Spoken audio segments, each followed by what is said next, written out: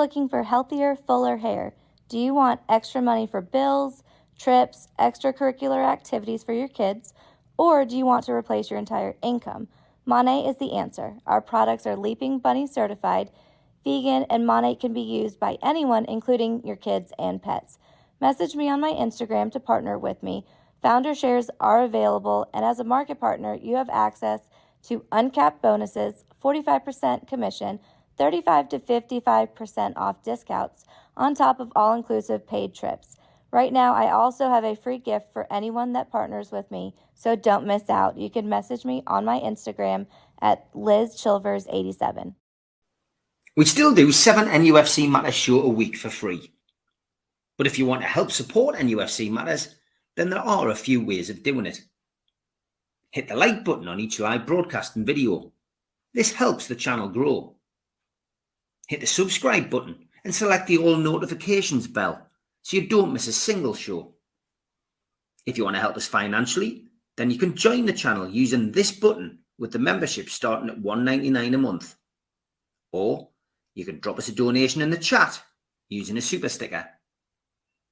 We're also looking for sponsors.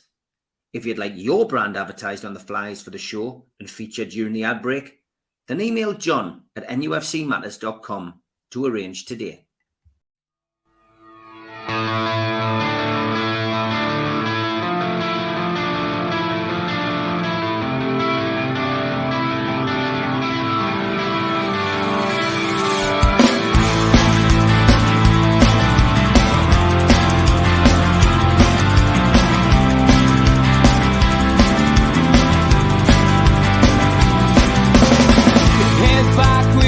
Attack. It feels like I've been talking to myself again, but it's the only way you're ever gonna learn. You look back and it's all in the past. I'm dwelling on the thoughts I cannot say to you. If I don't say the words, then maybe it's not true. And it feels alright when they come and say to you,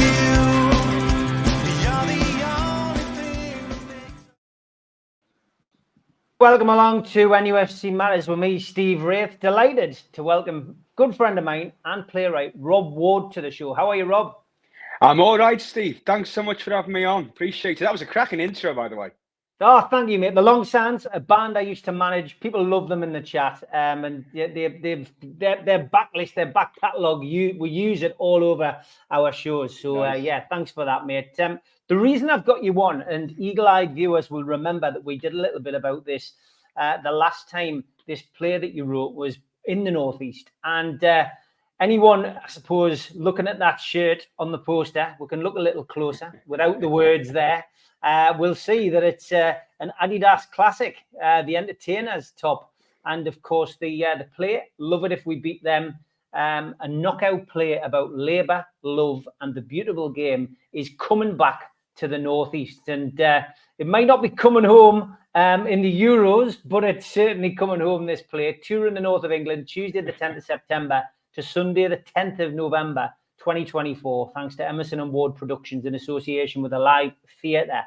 This is great news because I was lucky enough to go to the very opening night of this. And as a football fan and as a Newcastle fan and as a Labour supporter, I'm somebody who, you know, it ticked all the boxes for me. And it was a wonderful, wonderful experience. Lucky enough as well to have a night where there was a Q&A with you and a couple of the cast members, a couple of Newcastle legends, of course. Steve Harper, Paul Ferris was there, the physio, and it was, you know, hosted as well by a local journalist. So we had a cracking night, that opening night, but it's coming back. But let's go right back to the start. First of all, Rob, are you a football fan yourself? I am, Steve. For my many sins, I'm an Everton fan. All right, okay. So the burning question is then, why is an Everton fan writing about a wonderful part of Newcastle United's history? Well, it goes right the way back to, I suppose, where the play came from originally. And as I say, it's a play about football and politics. And the idea first came to me just in the aftermath of the 2019 general election. And obviously Labour had been sort of wiped out, particularly in a lot of those old mining communities, you know, in the northeast. And there'd been a lot of talk around the time about the division within Labour, and then obviously there was a sort of transition from Corbyn to Starmer, and a lot of questions about what is Labour's identity, what should Labour stand for, how is Labour losing these kind of heartland seats in the northeast. And I guess that's where it started for me, and I wanted to write something that was about, you know, that division within Labour. And with what happened in the northeast in 2019, it felt kind of appropriate to want to set it around there. And as I was thinking about this idea of this change from Corbyn to Starmer, and it seemed to indicate that constant back and forth that's gone on throughout the history of the Labour Party, you know, between sort of the left and the slightly more sort of centre left. And it took me back to thinking about the sort of transition to Tony Blair in the 90s towards the new Labour model. And just as I was thinking about that, I suddenly thought, well, why don't you set the play in the northeast in the mid-90s and see if there are any parallels with what was happening then to what's happening now?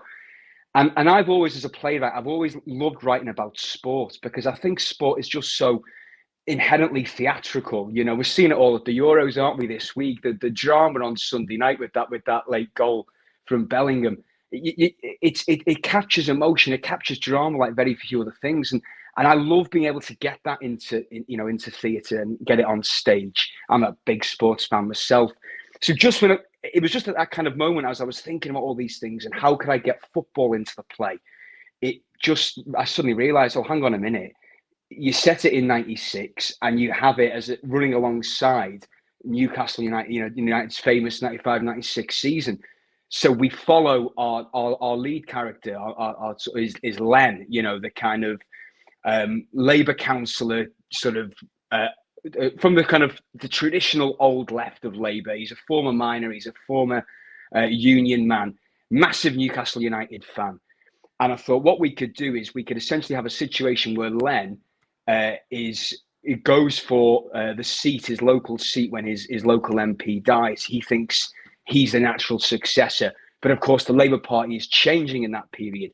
So where I thought it would be great to get the football in is that if, in a way, Len's journey as both a Newcastle United fan and a man sort of desperately trying to land this nomination for the Labour Party in this by-election in the northeast, you know, and the parallels between those two, the kind of the drama of the end of Newcastle's season from about March onwards, sort of matching really and foreshadowing the drama that Len goes through on this political battle that he has with what would have been New Labour's hand-picked candidate, who is sort of parachuted in, you know, from the New Labour tradition. So that's kind of how the football, you know, runs parallel with it. And once I had that idea and I realised that this is about a battle, you know, this is about tribalism, it's about wanting to take out your political opponent. Well, when you're thinking about, you know, the 95-96 season, Keegan's famous words, you know, I'd love it if we beat them. It just felt like that's the perfect title for this play. And it perfectly describes that animosity that has been at the heart of Labour for sort of so long now. So often they're more interested in fighting each other, you know, than they are fighting the Tories. And in some ways, it's no surprise that it's very hard to get a Labour government in this country. So often they're more interested in fighting themselves. So that's something that I just wanted to explore in the play. Yeah, no, and that really does come across. I think what I found fascinating, I don't want to give too much away about the play, but was the relationships on stage as well. I mean, was that drawn from some of your own experiences? I mean, you know, some of the greatest playwrights always say right from your own back door, Rob. You've already said with your sport, you know, you love a sport. You've certainly done that, but you know, is that where you were coming from with some of the connections in here? We saw some wonderful performances from Davy Nellis and Jess, for example. Yeah, oh no, phenomenal cast. So lucky to work with those guys, you know, and they bring so much to it. You know, as a writer, you write the words, and when you see an actor elevate what you've written, it's amazing to watch. You know, yeah, I think for me, I think that passion that goes into being a football fan, you can relate whoever you support. Really, you know, it is such a rare and special thing. You know, you're cheering and hugging a load of strangers at the, you know, when you go the game, and it just brings out an emotion in us that those of us who are football fans, regardless of your club, you can always relate to. So I felt like, despite writing about Newcastle United, and I felt like I had that basic understanding of what it is to be a passionate football fan, and then just researching and having more conversations with, proper Newcastle fans, that allowed me to explore that in the play. And in terms of the politics of it, yeah, I'd been involved in knocking on doors and for Labour in the past, and listening to conversations on the doorstep, conversations with other kind of Labour Party members and activists. And as you say, Steve, it is, as a writer, it's so often when you put a play together, it's a culmination of lots of different things that you've been experiencing in your life at various points. For me, straight off the back of the 2019 election, that was a hot topic. It was something I was passionate about Labour, and about, getting them into government, and the fact that they failed so spectacularly in 2019. That made me want to go out and write something about it and explore the ideas as to why, and what is it that Labour should be and should represent. And so, yeah, in many ways, a lot about sort of personal political experiences is in there. And then, as I say, the experience of being a football fan, and the tribalism, I guess, that comes with both, Yeah, no, I agree, mate, 100%. The idea is one thing. Sitting writing it is the next thing. But I mean, how did you manage to get it into the Northeast and team up with the live theatre? Well, funnily enough, as so often these things can be serendipitous, around the time that I'm having these ideas about what this play could be, we could set it in the Northeast, we could do about politics, we could do about football. And it just so happens that I saw live theatre. And this was right at the start of the pandemic, just before the pandemic started, early 2020. And they put a call out for a thing they call their Elevate Festival, where they basically give sort of small pots of money, what they'd call seed commissions, for people to develop ideas for plays. And just so happened to be that as I'm developing this idea for a play that could be set in the Northeast, the new writing company of the Northeast in Newcastle, Live Theatre, they're putting out a call looking for ideas. So I sort of pitched it to them. They liked the idea. And then we got a little bit of seed funding to go away. And I just did a load of research, Steve. I spent a couple of weeks up in the Northeast, and I went all over because, yes, there are scenes in the play set in Newcastle, the quayside, the stadium. But in many ways, the setting for the play is those kind of old mining communities, So we spent a lot of time around Northumberland, and there's a lot of local folklore, I think, that comes into the play. I think through Len, he's quite an old romantic character. He's very big on his history, his local culture. So, I would go to Holy Island, I would go to Alnwick and Bamber, and go to the Shrine of St. Cuthbert at Durham's Cathedral, and Cuthbert features in the play as well, and just absorbing all of that Northeast history. Yourself, Steve, having been born there, just a fascinating area historically. Going back over centuries, and how that builds the local identity. So I had a cracking couple of weeks just going around and speaking to people, observing things, taking the local culture. And it just gathered pace from there. And once we got a script that we were happy with, a first draft that I was happy with, we got what we'd call an R&D together, a research and development period, where we got a group of actors into a room. And these were all kind of local Northeast actors, some big Newcastle fans in there. And they could go through the script with me then and say, I had an idea about Geordie slang, but they were the ones who were able to say to me, we'd probably say that, or we wouldn't say that, we'd say that instead. So then when you've got, genuine Northeast actors going over the words of their characters, they will guide you on what I suppose doesn't sound right in like the local dialect. So that helped me massively in terms of Geordifying the script, shall we say, Steve, Yeah, the casting process, I mean, were you involved in that? Through the company. So Emmerson Ward, I'm the creative director, I should say, and Max Emerson, my business partner, the creative producer.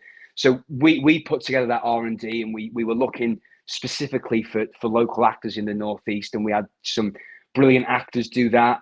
And then, as I say, when we got to casting the thing, and Live Theatre after the R&D gave us the thumbs up and said they were happy to go ahead and give us a full run of the show. commissioned the full script, and as you saw yourself last March, and we, you know, with Bex Bowsher, fantastic director, we ran auditions, and you know, Davey Nellist, who plays the lead, plays Len. I'm sure you've had Davey on, I know. Fantastic, wonderful guy, and cracking actor. So you know, we knew we wanted him in as Len, and then it was just building the right cast around him, and yeah, we were just, as I say, when you get that actor walk into the room, and when they put in a great audition, it's just a wonderful moment, because you just feel reassured. God, you know what, we're in safe hands if we were to have them, you know, in the production, and that's what we had last year, and that's what we'll have again for the shows and the tour this autumn. Have you managed to retain the same cast? We've got one change, Steve. So we've got one change in the lineup, but yeah, we've made one substitution. We've kept 3 of the 4 from it. Sorry, I had to make a lame football pun at some point, didn't I? You know, coming on here for talking about this. Yeah, no, I completely understand, and it's good stuff. There is something slightly different with this one. Obviously, this one's touring, and I'll just give a quick check to where it's going to be. Obviously, I mentioned earlier it's going to run from the 10th of September through to the 10th of November, but it starts at the Live Theatre, 10th of September to the 28th of September. That's right. Get yourself onto their website for those details. Then the 4th and the 5th of October, National Football Museum. What a great venue to perform at. Then the 15th and 16th of October, the Highlights Rural Touring Venues. And 25th and 26th of October, Shakespeare North Playhouse. And then Thursday, the 31st of October to Sunday, the 3rd of November, it'll be the Highlights Rural Touring Venues. And Tuesday, the 5th to Wednesday, the 6th of November, Blackpool Grand. And the run finishes off Friday, the 8th to Sunday, the 10th of November, the Highlights Rural Touring Venues. And there are going to be more dates to be announced on top of that as well, I think, Rob. That's spot on, Steve. Yeah, you've done your research there, mate. That's cracking. Yeah, a few more dates to add. So you go on our website, emmersonward.com. That's 2 M's in Emerson, and we'll be making an announcement next week about some other dates. And the Highlights North, it's, you know, the rural touring venues, going to be really exciting. You know, sort of taking it out to a lot of those communities in the Northeast, again, where the play is set. You know, and that in many ways inspired those initial conversations around sort of Northumberland and Cumbria. It's fantastic, yeah. And I was just reading a little interview with Jack McNamara, the artistic director at Live Theatre, who said that accompanying the play is going to be an exhibition curated by Emmerson Ward Productions featuring shirts and memorabilia from the era. Yeah, we're hoping to. We're working with the National Football Museum on putting together an exhibition. There'll be an exhibition that stands alone at the National Football Museum for the dates there. But we are also going to have a touring exhibition. So we've been speaking to some of the guys at the National Football Museum about what they can provide for that.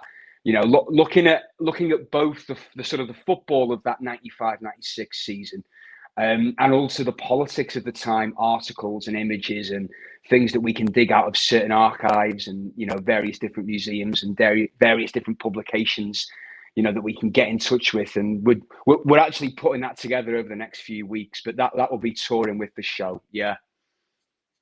Obviously, when you write something, you've mentioned about the actors and making it come alive, and it's a buzz, you know, hearing that. You've touched on Bex as well, who's directing. I mean, is it sometimes hard giving your work away to a director and saying, go off and do it? You know, you're there, maybe he's in an advising capacity. What's it like, and what's it been like working with Bex? I think it is if it's the wrong director. Yeah, it can get a bit sticky down the line there. But luckily for me, I've always been blessed with working with just great directors who, I mean, with Bex as well, she's got an incredible ability of what we'd call dramaturging, which is reading a script and being able to look at it, because Bex writes herself, and being able to make really smart observations and suggestions for potential edits and cuts, and then as a director coming up with, you know, an idea for an image for, you know, because this play, as I say, we go from, you know, the Newcastle quayside to St. James's to Seaham Harbour, you know, where else are we going? Whitley Bay. We're kind of going all over the Northeast with it. And the director that has that vision to go, how can we work all these different locations? What's the style of this piece? How can we move from the social club here to, you know, the harbour over here? Use, you know, bringing together sound and light and all of that stuff. And because we have moments in the play, you know, we have moments of commentary and reenactions and scenes from you know, Newcastle's season in 1995-96, you know, finding a way of bringing those moments into the show and just tying it all together. So yeah, I honestly, when you find that relationship with a really good director, it really is, it's exciting stuff, because they can just, as I say, it's similar to with the actors, they can just bring so much more than you yourself even saw, you know, in certain moments in the play. Yeah, I want to give a shout out to the sound designer, Matthew Tuckey, and the lighting designed by Anna Reddyhoff. But special mention to Alison Ashton for the design, because as you can see there, that I love this. And, you know, the live theatre in particular for me is one of my favourite places. It's one of the few stages in the Northeast that I've never played on. But it's one which I've been and watched so many great plays and so many great actors perform, and a lot of them who were my friends. And I just love this set. I mean, as you can see, pool table, bar, darts, dartboard. And again, without spoiling too much for those people who will go and see it, who watch the podcast, a lot of hard work and effort went in to create that set, and it's amazing. I'm looking forward to seeing how that tours. I'm going to try and get to see it in other places, but live, it's so special, mate.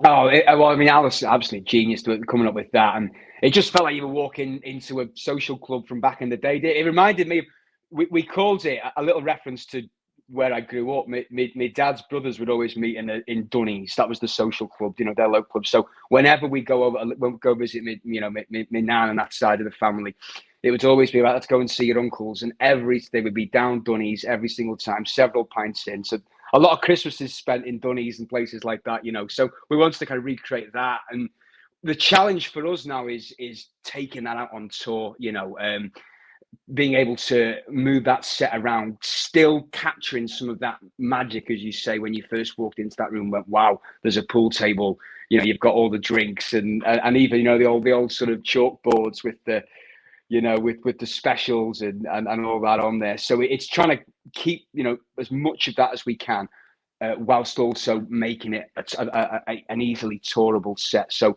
Alison's been working away on that at the moment, and her and Bex coming up with ideas. So we're going to try and keep as much of that magic as possible. So I've got to ask you, what's next? Love it if we beat them. Firmly now established and going to go on another run towards the back end of the years we've already established. What's next for you?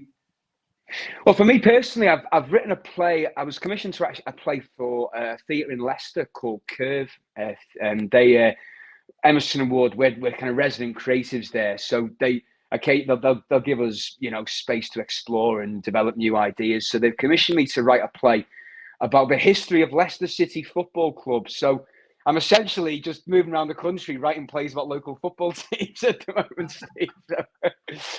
But we're doing. So that was the pitch I had. The brief was basically, can you write a show about the history of the football club? And so it wasn't that brief, really. It's about 140 years, but I've had great fun with it. Again, finding out about a different city, a different part of the country, the football culture and the tradition and the great names of the past, and trying to find a way of, you know, bringing in together the history of that football club and delivering it in a place. That's going to be a community company production down at Curve that runs from the 26th of July to the 3rd of August. So we're not far off opening that, a few weeks off opening that now.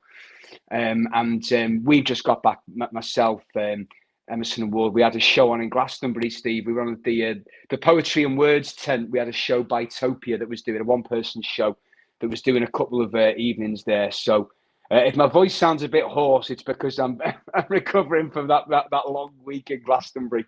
You're looking fresh for a week in Glastonbury. You too, Kai. I was straight in the bath last night when I got in. I stayed there for about 2 hours. Quickly, just on football, you're an Everton fan. Happy with the way your season finished last season? I mean, you know, after all of those points deductions on this program, we tend to talk a lot about FFP and PSR and stuff. You've been on the wrong side of it, haven't we? Just, yeah. Oh no, honestly, anything for just anything for a comfortable mid-table finish at the moment, I'd bite your hands off for. There's been so much turmoil going on, so much mismanagement. You guys know what it's like when your football club gets mismanaged badly, and it's so frustrating as a fan. Nothing you can do.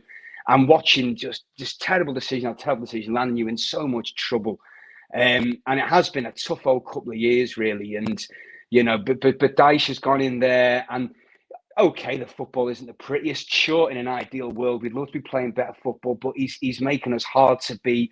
I think we had the 4th best defensive record last season outside of the top 3 clubs. He's doing what needs to be done to keep the club in the Premier League. And right now, unfortunately, that's been the height of our ambition for the last few seasons. And, we've got over the line the last 3 seasons, it's been hairy, but we've got over the line, and we're just hoping now, new ownership coming in, and I like, I'm hoping that there's a slightly brighter future. The new stadium, obviously, we're going into our last season at Goodison Park, which, is going to be bittersweet. It's going to be very sad to leave that place. So many fond memories. But we know as a club, particularly with FFP now, you're having to generate so much more money yourself. And, a state-of-the-art new stadium on the banks of the Mersey, it can do that for us and help out in a lot of these financial difficulties we've had. I must admit, I do like the last couple of weeks how it's got the Sky Six up in arms, hasn't it? About the fact that we're all doing Newcastle, Villa, Everton, all doing little sort of wheeling and dealing to try and beat the PSR. It's fine. Well, Chelsea are selling hotels to themselves, and City are dodging 115 charge. But when we try and no, we can't have that. So I've enjoyed seeing their backs get up a little bit the last few weeks, but. Yeah, it is a mess to me, the whole financial fair play situation, and it feels like it's self-defeating, really, what it was brought in to stop. So let's see what happens. It may well be, speaking about politics and football with this show, it may well be we end up in a situation where we do have major political intervention on this and independent regulation, Yeah, I mean, Conservatives were going to bring it in, then they decided not to with the election on the horizon. So let's see what Everton, what the Labour government do if by the time the show goes out, we do indeed have one. Everton play Newcastle, last game of the season. That one is going to be interesting next season. Oh, God. I just hope we're up, but we've stayed up by that time. But 2 of the last 3 years, we've had to play Arsenal away on the last game of the season. And you're just like, can we just be safe by then, please? I can't deal with the stress of the last day. When we beat Bournemouth last season, it was the last day of the season we stayed up, and I was performing myself that evening. I was going on stage, and I had the iPad. This is with about 2 minutes before the house opened. 2 minutes to go, and I had the iPad on, and I'm sort of doing my vocal warm-ups, getting in the zone. And then Decore scores that winning goal, and I'm going wild. And then I had to put the laptop away, put it back. I had no idea whether we'd stayed up. I had to perform the entire play. Come off stage, go straight on the phone. Thank God we'd stayed up. It was the weirdest performance I'd ever done, not knowing whether my club was going to be in the Premier League next season. Ever the professional, Rob. Ever the professional. And love it if we beat them Tuesday, the 10th of September, to Sunday, the 10th of November, 2024, later this year.